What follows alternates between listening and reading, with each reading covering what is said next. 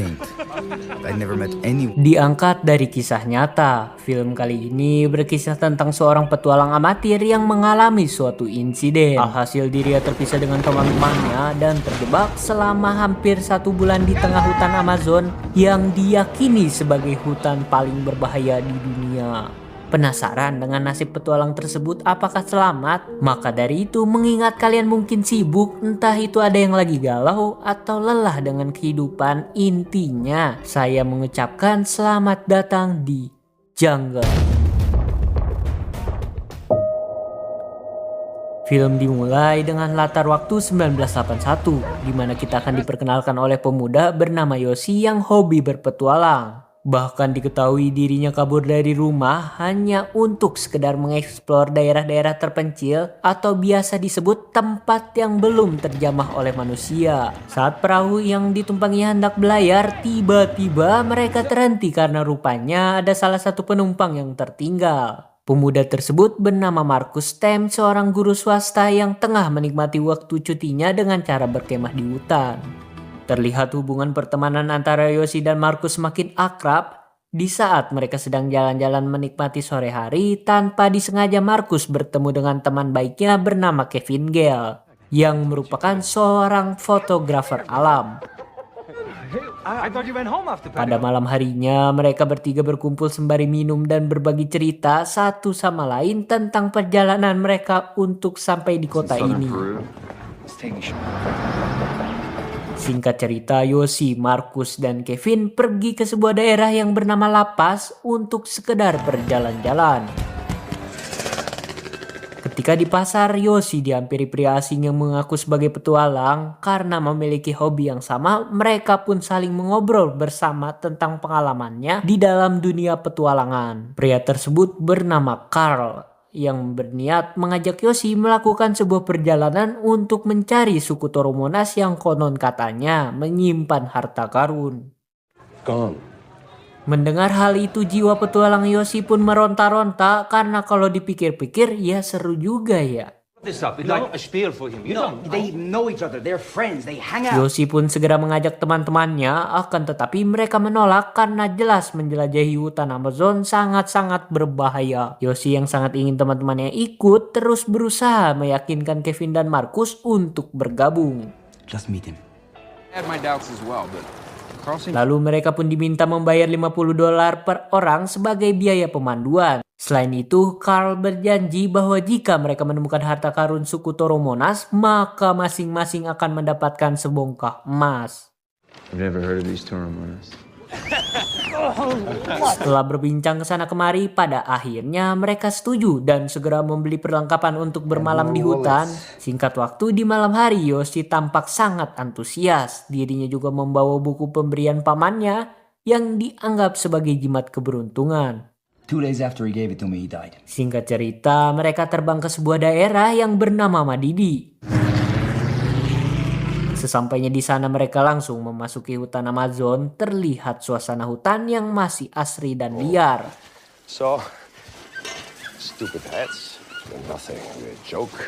Setiap malam mereka saling bercerita satu sama lain dan perjalanan ini diwarnai dengan menghadapi berbagai rintangan.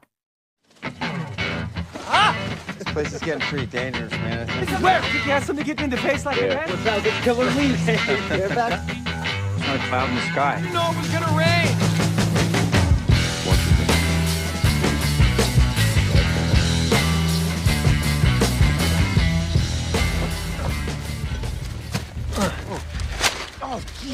Namun pada hari ketiga Marcus panik setengah mati karena Carl menghilang. Carl! Stop! I'm not getting lost just because you don't. Wait, quiet. Quiet? Tak lama kemudian suara aneh pun terdengar dari balik semak-semak membuat mereka waspada. Dan ternyata itu hanya seekor sapi tengah melintas. Tidak jauh dari tempat mereka berada, akhirnya mereka kembali bertemu dengan Carl. Setelah sekian lama berjalan dan tentunya sangat melelahkan, mereka diobati dengan pemandangan suatu desa yang terlihat masih asri, di mana desa tersebut terletak di tengah hutan, ditambah lagi penduduk di sana sangat baik dan ramah kepada mereka. Yoshi pun tampak senang ketika melihat Marcus yang bersedia mengobati luka kecil penduduk di sana. Setelah selesai mereka berempat kembali melanjutkan perjalanan, kita semua akan diperlihatkan kembali keindahan alam yang sepatutnya membuat kita bersyukur. Carl juga menunjukkan sekaligus mengajarkan cara hidup di hutan, yaitu dengan cara berburu binatang untuk dijadikan makanan. I made myself pretty cute. This is gonna be the best meat you ever tasted. Tentu bagi Yoshi dan Markus daging beruk tampak asing dan menjijikan, namun berbeda dengan Kevin selagi terlihat enak, gas aja. Kalaupun itu beracun, ya opsional.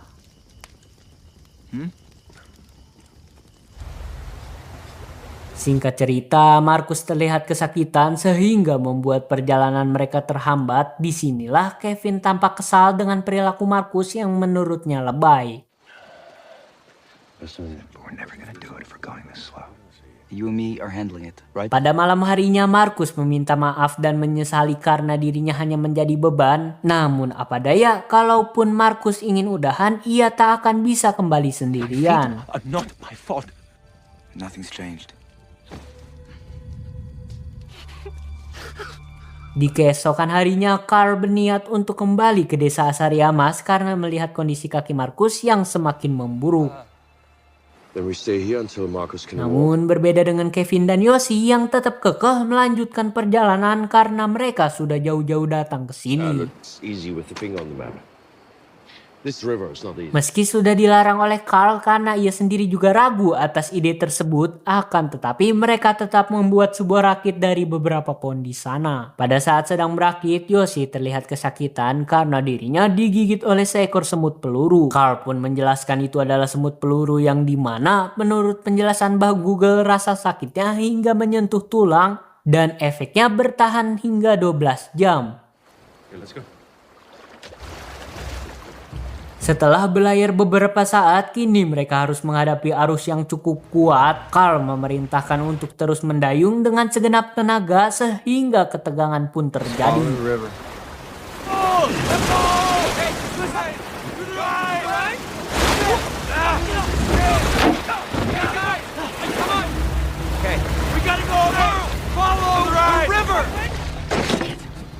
Beruntung mereka berhasil selamat hingga akhirnya Carl memutuskan untuk menepi sebentar. Kevin pun berkata kepada Yoshi bahwa sepertinya Carl tak bisa berenang. Karena yang kita tahu, Carl adalah seseorang yang santai dan tenang ketika menghadapi berbagai rintangan di hutan. Namun saat berada di rakit, entah mengapa dirinya ngareok atau tantrum seperti sedang ketakutan. Didn't see it, Abe. Singkat waktu, ketika mereka ingin melanjutkan perjalanan kembali, tiba-tiba Carl memutuskan untuk berhenti dan berniat kembali ke desa Apollo. Sontak membuat mereka bertiga terkejut. Walking out from here. Decide what you wanna do, boss. Kevin pun berunding kepada Yoshi mengenai dirinya yang masih ingin melanjutkan perjalanan, akan tetapi terlihat kondisi kaki Markus semakin memburuk. Lantas sebagai sahabat mereka tak mau Markus kenapa-napa dan menyarankannya agar ikut dengan Carl saja untuk kembali ke kota hingga nantinya ia di sana mendapatkan perawatan medis. Yoshi pun mencoba berbicara dengan Markus. Pada akhirnya Markus yang paham dengan kondisinya memutuskan untuk setuju ikut pulang dengan Carl.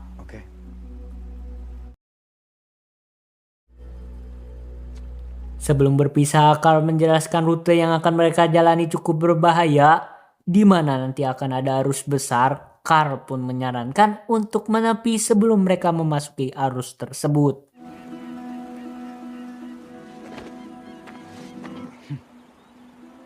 Mereka pun saling berjanji untuk kembali berkumpul di lapas demi menyambut kepulangan Yoshi dan Kevin, hingga pada akhirnya tibalah waktu untuk mereka berpisah. Good luck, Kevin. Yeah, you too. Singkat cerita, Kevin dan Yoshi pun bergegas berlayar dan berhasil melewati beberapa arus.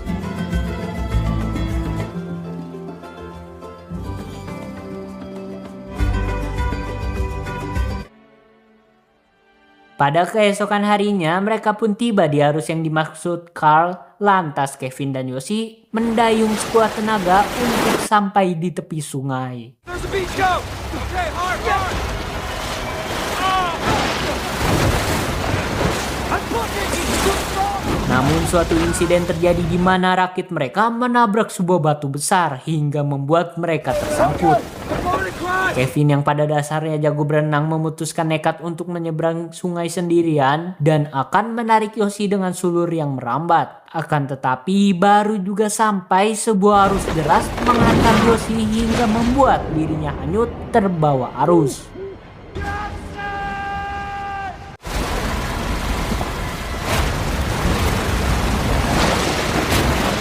Beberapa saat kemudian, Yoshi pun terbangun dan sadar dirinya terdampar entah di mana.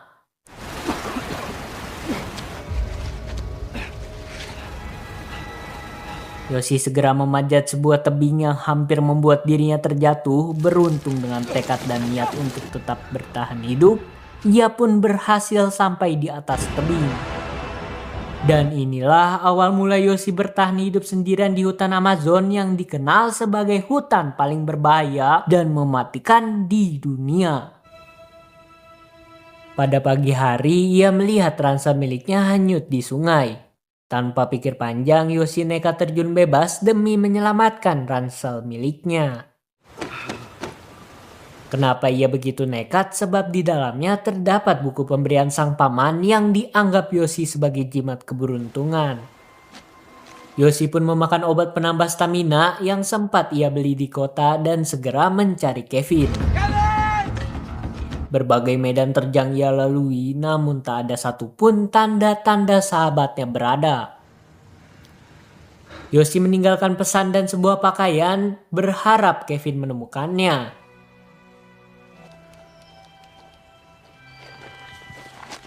Yoshi berniat melanjutkan perjalanan menuju daerah Kuriplaya yang diyakini tempat suku Toromonas berada.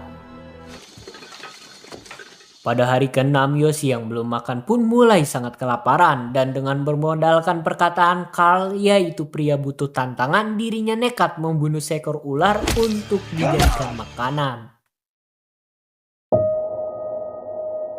Di malam hari, Yoshi tengah terlihat beristirahat di dedaunan sembari teringat betapa enaknya kehidupan di masa lalu sebelum meninggalkan rumah, di mana di saat dirinya masih bisa menikmati hamburger.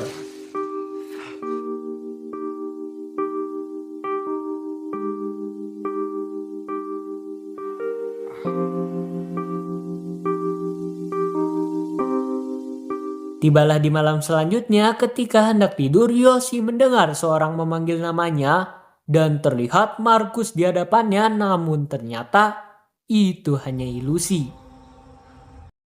Akan tetapi mendadak suasana menjadi tegang setelah mendengar suara jaguar yang berada di balik semak.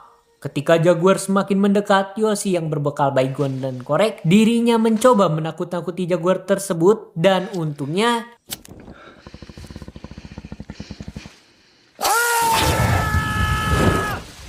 Yoshi pun selamat.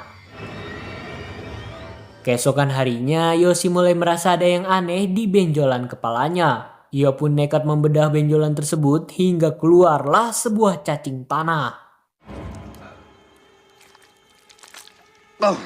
Entah bagaimana bisa masuk, intinya cukup membuat saya merinding. Lalu Yoshi pun bergegas kembali melanjutkan perjalanan, di mana ia melihat sebuah batang pohon yang sepertinya ditebang oleh manusia. Hal ini menandakan jika dirinya hampir sampai ke tempat suku Toromonas. Tak jauh dari sana, Yoshi melihat sebuah telur burung. Karena sudah tidak makan berhari-hari, lantas tanpa pikir panjang ia langsung mensantapnya.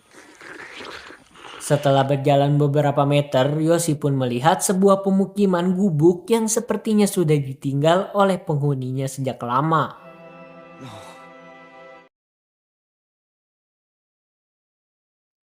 Lantas Yoshi berencana untuk pergi ke daerah bernama Rurunebak, kalau tidak salah bacanya ya. Di sana terdapat pemukiman warga yang mungkin saja dapat membantu dirinya yang sudah kurus keron. Akan tetapi yang jadi masalahnya, kaki Yoshi sama seperti halnya Markus terdapat luka yang terus memburuk sehingga dirinya semakin sulit berjalan.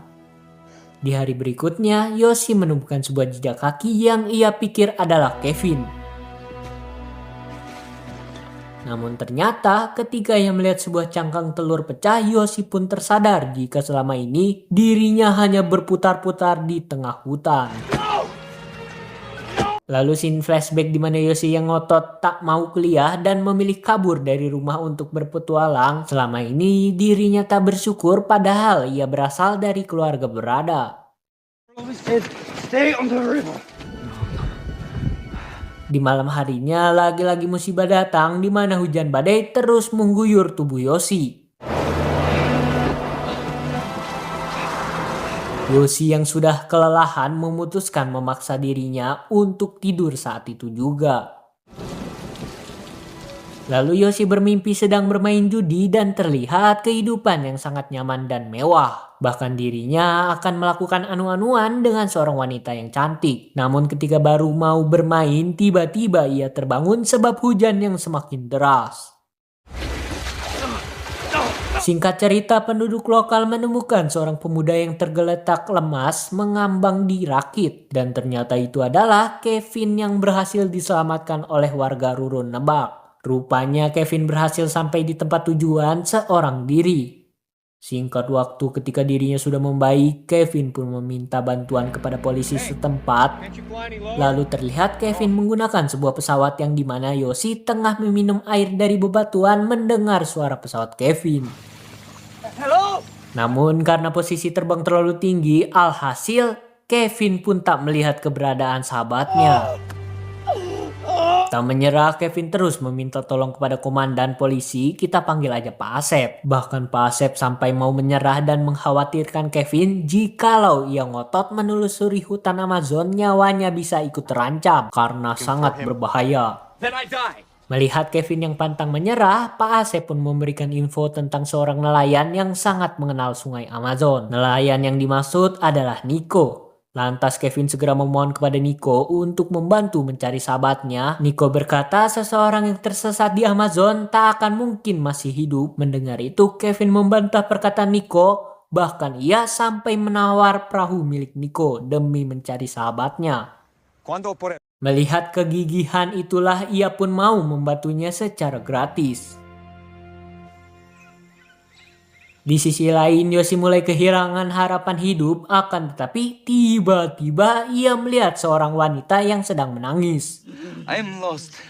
Sepertinya dirinya berasal dari suku pedalaman yang terpisah dengan keluarganya.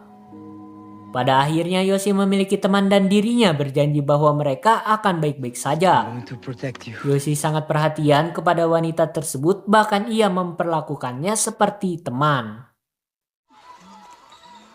Keesokan harinya mereka kembali melakukan perjalanan. Namun karena keterbatasan bahasa mereka mulai sering bertengkar.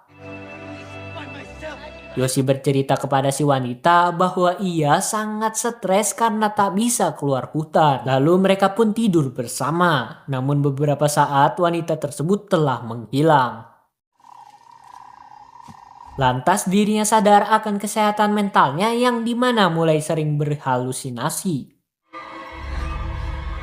Bahkan ketika ia berjalan tanpa sadar, dirinya sudah terjebak di dalam lumpur hisap yang terus menariknya ke dalam hingga membuat dirinya pingsan.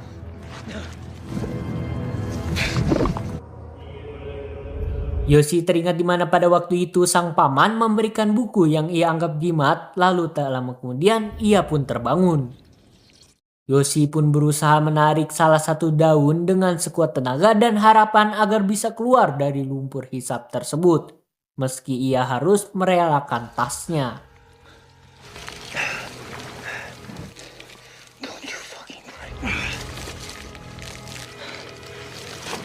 Ketika sudah tak bisa lagi berdiri, Yoshi melihat sebuah pohon yang dikerumuni oleh semut peluru. Dirinya teringat di mana gigitan semut tersebut sangat sakit. Hal ini ia bisa manfaatkan agar mendapatkan adrenalin. Bahkan Yoshi rela membuka bajunya dan ratusan semut peluru menggigit sekujur badannya. Bayang nggak, satu semut aja sampai tulang rasanya. Ini ratusan.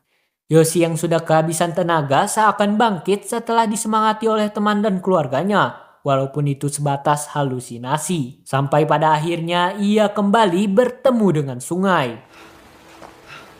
Tanpa pikir panjang, Yoshi yang sudah pasrah dengan hidupnya memutuskan untuk membuat sebuah tanda huruf Y yang mengartikan Yoshi. Bahkan di tengah kelaparan itulah Yoshi tak mau memakan kura-kura, justru ia menjadikan hewan tersebut sebagai teman terakhir.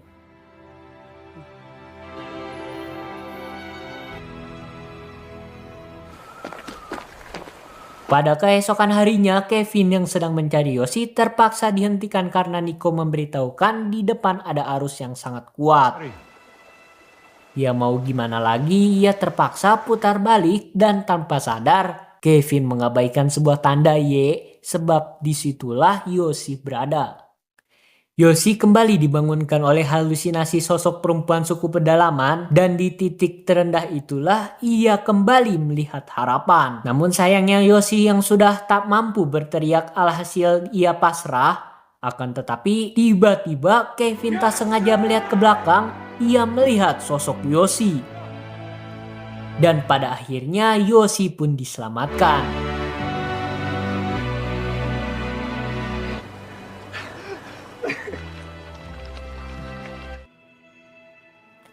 Melihat Yoshi yang masih trauma, para warga yang salut atas perjuangan dirinya, mereka semua pun mencoba menghibur Yoshi.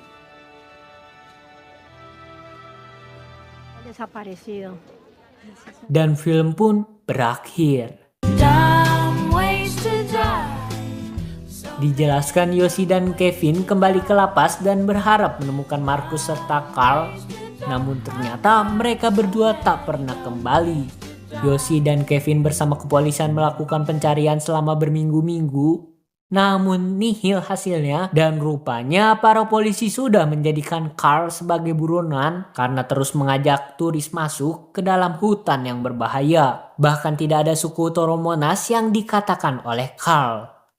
Serta film ini dibuat untuk mengenang Marcus yang tak pernah kembali. Lantas kemana mereka berdua?